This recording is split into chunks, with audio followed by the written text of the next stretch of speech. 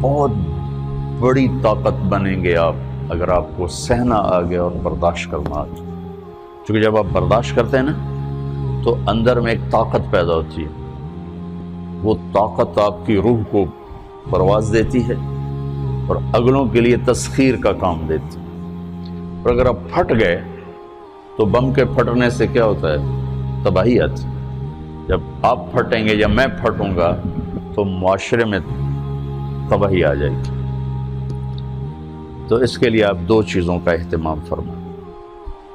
ایک اپنی زبان کی حفاظت فرمائیں. آپ اس 400 کے معاشرے میں کوئی غیبت کرنے والا نہ ہو، کوئی جھوٹ بولنے والا نہ ہو، کوئی کسی کو طنز کرنے والا نہ ہو، تانا دینے والا نہ ہو. ایسی بات جو کسی کے دل پہ جا کے چوٹ مارے اس سے آپ اپنی زبان کو صاف کر لیں. کبھی اس پہ قابو پا سکیں گے، کبھی نہیں. کبھی رہ جائے گا، کبھی ہو جائے گا. تو جب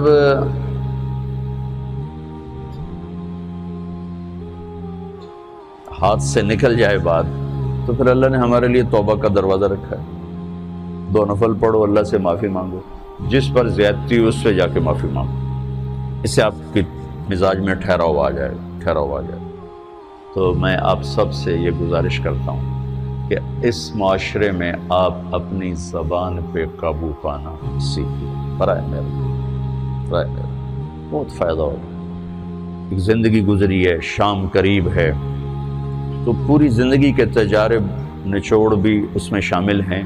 اور تجارب نچوڑ کو گولی مارو اور دیوار پہ ڈال دو. میرے نبی کا فرمان اس کے لیے کافی ہے کہ آپ نے فرمایا کہ 2 چیزوں کی ضمانت دے دو، میں جنت کی ضمانت دیتا.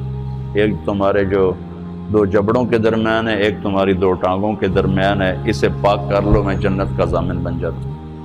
اور معاذ بن جبل سے فرمایا کہ تمہیں پورے دین کا نچوڑ بتاؤں. کہ جی کیا؟ تو آپ نے اس حدیث کو میں نے پتہ نہیں ہزاروں لاکھوں دفعہ بیان کر دیا ہے اور ہر دفعہ بیان کیا ہے کہ اچھا یہ ایسے کر کے کیوں فرمایا؟ یہ پہلے کیا پھر کہا کف ھذا. اور کہا کس کو ہے؟ جن کے بارے میں آتا ہے کہ اس امت کے علماء کا جھنڈا قیامت کے دن معاذ بن جبل کے ہاتھ میں ہوگا. اتنے بڑے تو 18 ہجری میں انتقال ہوا. 1434 ہجری میں اردن گیا تو ان کی قبر سے خوشبو آ رہی تھی. 1400 سال گزر گیا، ان کی قبر سے خوشبو کا آنا بند نہیں ہوا. اتنے بڑے آدمی کو کیسے سمجھایا؟ بچے کی طرح. معاذ اس زبان کے قابو. تو آپ سب کو، اپنے آپ کو بھی کہتے ہیں.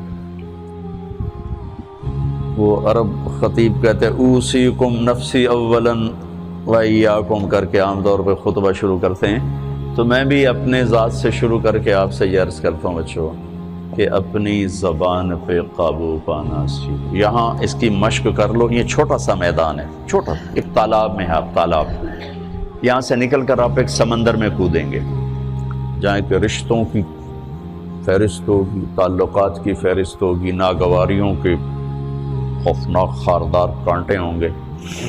کہیں کہیں پھول ملیں گے ورنہ کانٹوں سے بھرا جہان ہے.